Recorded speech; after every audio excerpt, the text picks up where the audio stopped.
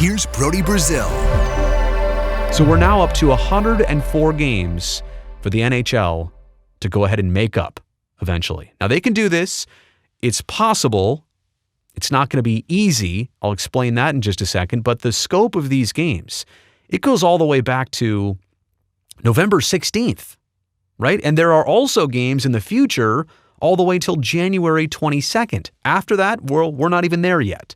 But that just goes to show you the span of how long games have been being postponed for and how many total the league has to make up. Not to mention, this is asymmetrical. It's not like every team has 3 or 6. Some teams have like 7 or 8, and some teams have a minimal amount. So that only makes it a lot more difficult. So how can the league make these games up? Well, they're not going to have the Olympic break per se that was built into their schedule. Players will not be going to China to play in the Winter Games. So those 3 weeks could be made up like this. If hypothetically the NHL had 8 games per night, so that's half your teams, right? 8 games, 16 of the 32 teams playing on every other given night.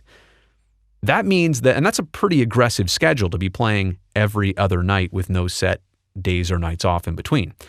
That means that to make up those 104 games, you would need to use 14 of those 21 nights. Now, again, all of this is optimal if the schedule were symmetrical and every team had the same amount of games to make up. Again, unfortunately, some teams have a lot more than others, but that's 2/3 of 3 weeks with an aggressive schedule that you're already chewing through.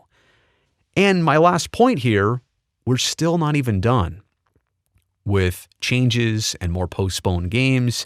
It does seem like every new day brings another postponement. So we're already 66% done with free time, and we're using it pretty aggressively to begin with.